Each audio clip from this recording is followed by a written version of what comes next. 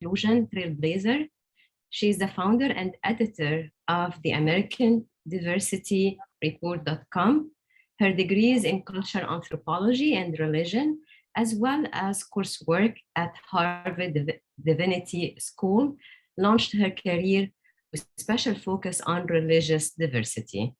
She began as Interreligious Affairs Director of the American Jewish Community in Chicago. She is an award-winning author. Her writing has won a National Press Association award.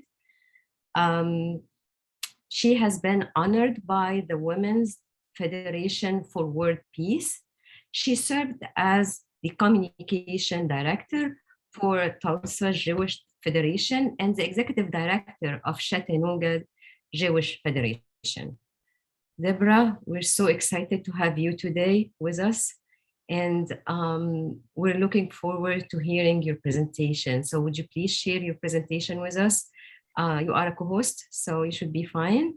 Let's see. Share. Yeah.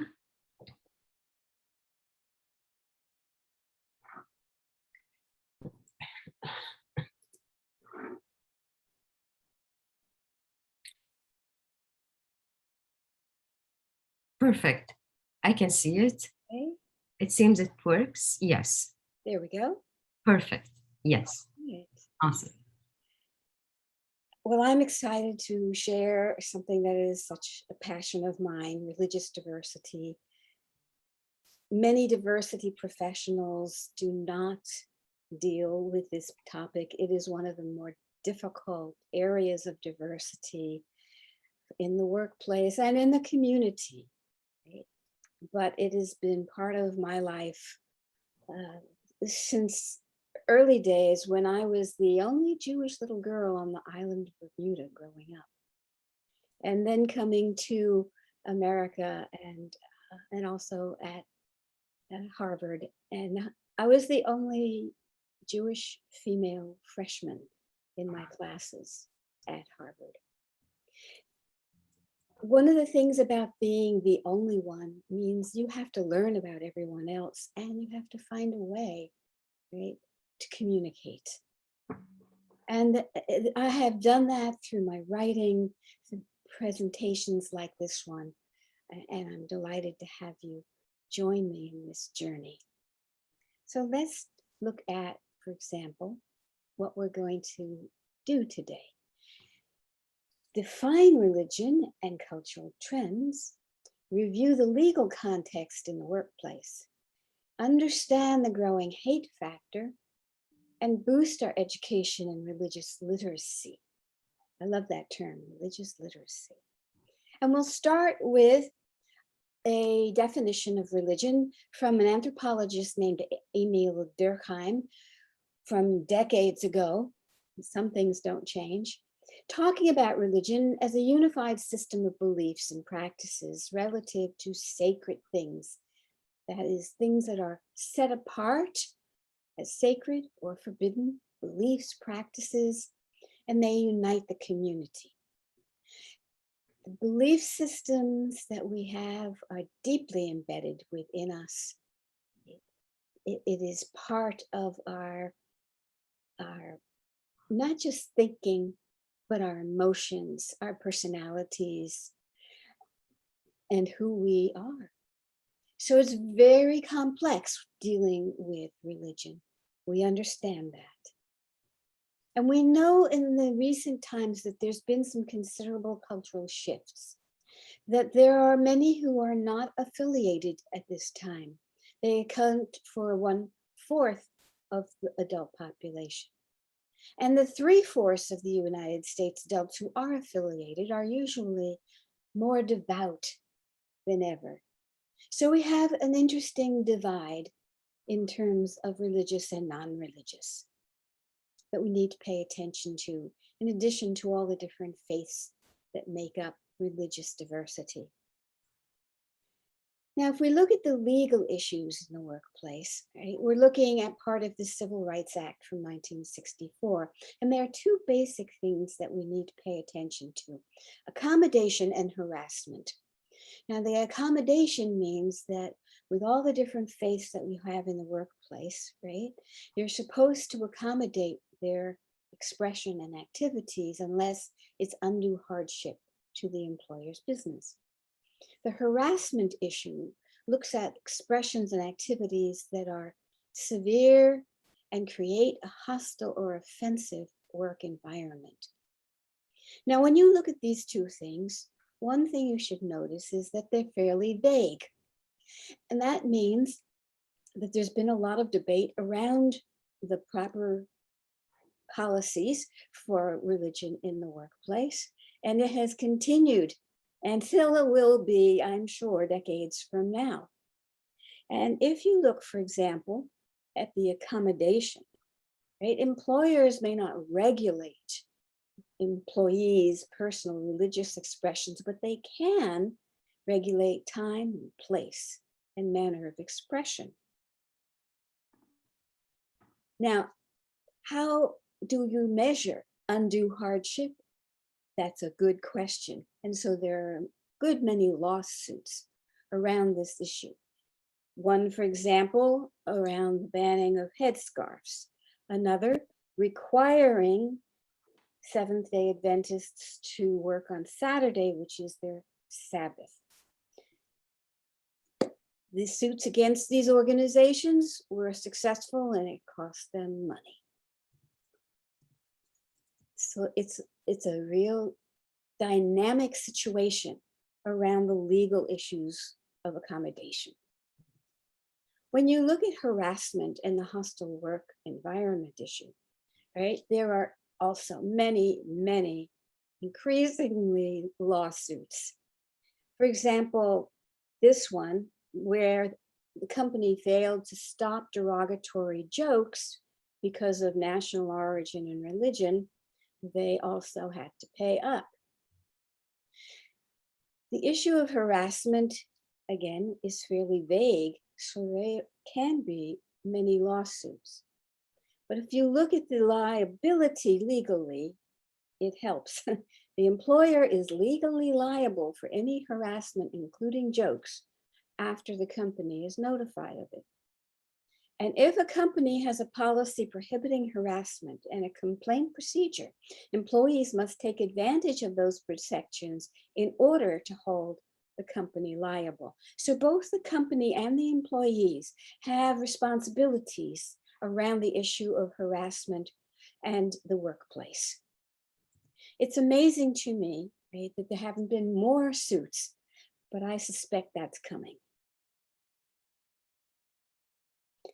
And the reason why is because we live in a divisive time.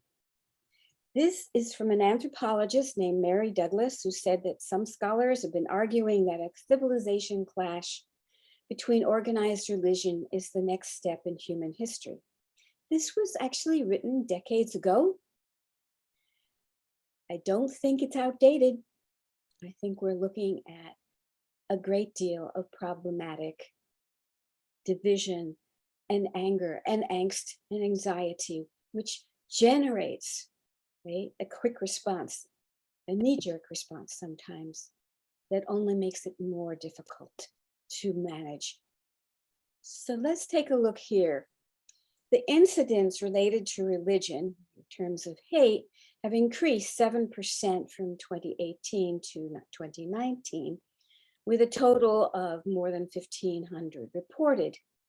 The largest category was anti-Semitic incidents, with 953 incidents in 2019. That's up 14% in 1 year. We can eventually look at more recent data also, but this gives you a general idea of where things have been going. The anti-Muslim incidents were the second largest category, and anti-Sikh incidents, while not great number, increased in 2 years, 145%. So you're looking at a cultural environment, right, where things like symbols and memes online, hate speech, disinformation, blogs and podcasts online are fueling, right, the emotions around dealing with people who are different from us. And many times they are indeed generating more hate and a sense of fear, quite frankly. We see this so much, of course, I see it in terms of the anti-Semitic issues, and I will share with you, right, that I have been targeted by neo-Nazi blogs online personally, with my name and my picture up there. And I am very grateful that the FBI has my back and always has, since I looked at this issue back after the Oklahoma City bombing in the 1990s, when I was the communication director for the Tulsa Jewish Federation. And I saw things, I heard things that most people won't, and they have not gone away. They are just louder now. And it's a problem because it's not being sealed off from the workplace. So we have a challenge, do we not? And let's take a look at what some of the workers are saying about what's happening in the workplace. So 30% of workers say they're seeing religious bias. 50% of workers cite their organization's lack of accommodation. 40% said that their organizations make available their explanation of their policies with their religious-based policies. That means 60% do not. And 14% responded that their organizations offer religious diversity education. Just 14%. Means the vast majority have no clue. That's what we're facing in the challenge. So if we go on to the next slide, I want to share a little bit about some of the things that I use in that education so that you have some basis going forward. The theological differences in religions are many, but there are some that are so key, and you do not want to get yourself involved in a nasty conversation about these. Naming divinity, who is God? Choosing prophets, who is the prophet? Explaining creation. There's a technological term called cosmology, okay? And it is deeply embedded within us, how we came to be here and why. And then the relation of religion and politics, often called church state, is another one that's tough. Defining life and death. I liked to have people really understand that, because we all have both in our lives, right? And if we can express our, say, sympathies on the death of a loved one properly, right, we build respect. Designating gender roles, of course, is a huge issue these days, and one that just beginning a conversation over will probably lead you down a trail that you probably don't want to go in the long term. In the workplace, it's fine, in home, and with friends, the community. We need to be able to discuss things. But the workplace is an interesting dilemma, because if we heighten the emotions to the point where people are going to have that knee-jerk, adrenaline-driven reaction, we're likely to cause a team to fall apart. So how do we communicate with cultural competence and grow that respect so that when we do make mistakes, and those are inevitable, this is a tough world, that we have built the kind of credit in the bank to draw upon. So you learn the terms for sacred texts and places. You know the traditions for death and dying. I love this one. You respect sacred food and taboos. What are you going to serve for lunch at that conference? What are you going to have for breakfast at that meeting that's in person? Right? Those are the details, right, that you can study. And when you make decisions that are respectful, you will be noticed. The same goes for consulting religious calendars. Right? This is not so easy in some ways because religious calendars do not go along the secular calendar. Each religion may have its own, right? And they may go by the sun, they may go by the moon. And keep in mind that our, quote, secular calendar is only a couple centuries old.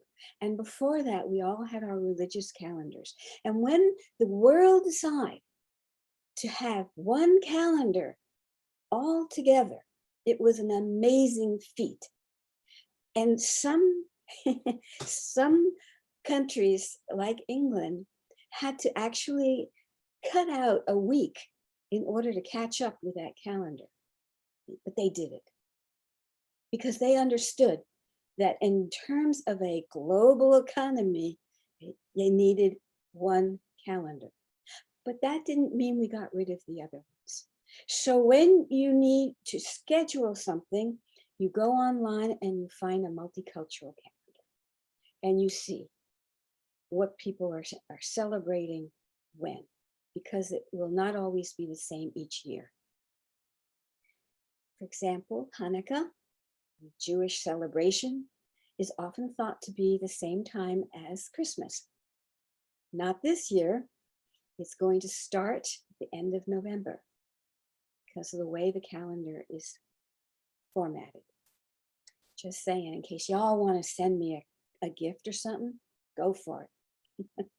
All right, so let's go. One last thing. I created quick reference religious diversity cards for people to be able to track all of the above very quickly in graph format. And if you go onto the American Diversity Report, you will see an article about this. You will also see the books where those quick reference religious diversity cards are embedded. And help yourself because these were put together with so much care for everyone to be able to communicate respectfully at the right time in the right way. So the issue of time is such a wonderful example of dealing with religious diversity. I've added a few extra things to what I've already said. For example, you don't want to require attendance in conflict with major religious holidays. Painful. You want to respect the traditions around life and death, and you want to use that cultural calendar. And here's one that we haven't mentioned too much in the past. Be conscious and cautious about telling religion-based jokes. Humor has much of the culture embedded in it. It doesn't always translate across cultural boundaries, certainly not religious cultural boundaries. So my advice to you is don't go there at all. Very difficult situation to get yourself out of. So here are a couple of summaries for the do's and don'ts. You have to have a written company policy. You want to build goodwill and relationships. You want to educate yourself in doing that. Don't assume, ask, don't guess, learn, and don't do the knee-jerk reactions. Breathe, breathe again. Buy time. Think about what you're going to say. Now, here are some resources that I've created that deal with so many of the issues that are coming up today, particularly religious diversity at work, that has the quick reference religious diversity cards in it.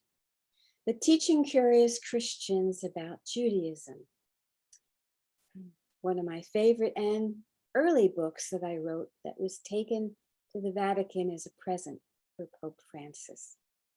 When Hate Groups March Down Main Street, my latest book, and Religious Diversity in Our Schools, which also gives you lesson plans and has quick reference religious diversity cards in it. All of those are up on the American Diversity Report. The ADR is online only. It is not paperback, it is not a magazine, and it was created as such 15 years ago because the need was there.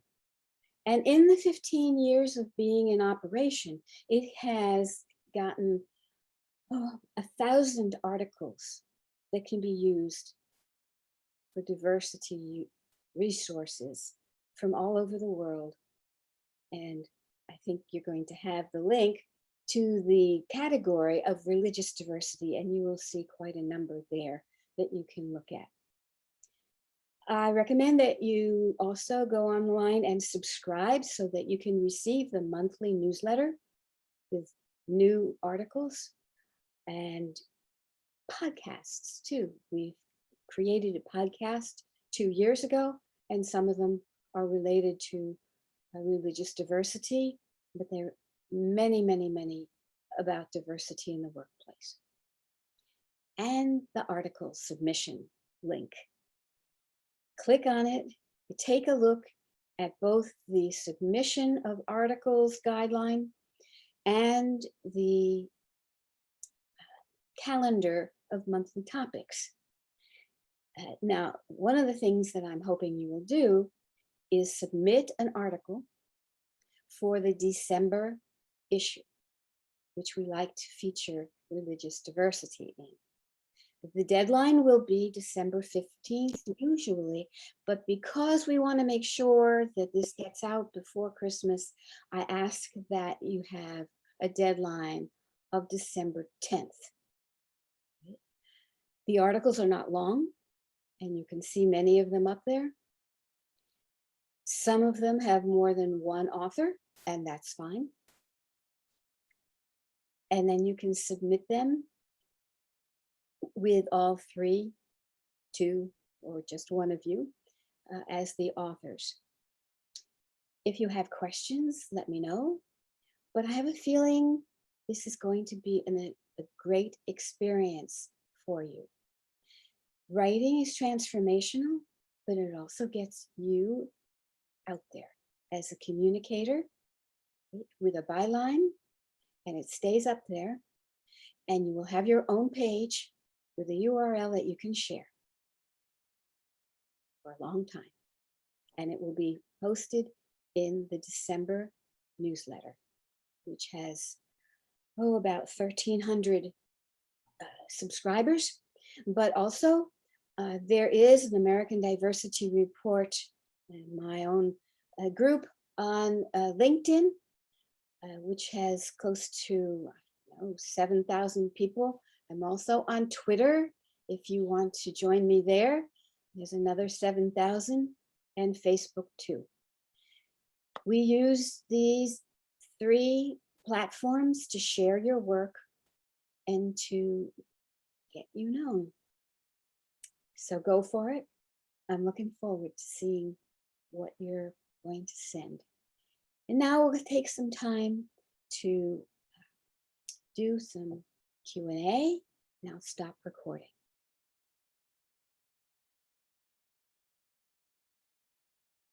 Perfect. Thank you very much, Deborah, for the presentation. Let's open the floor for questions. Sarah, please go ahead.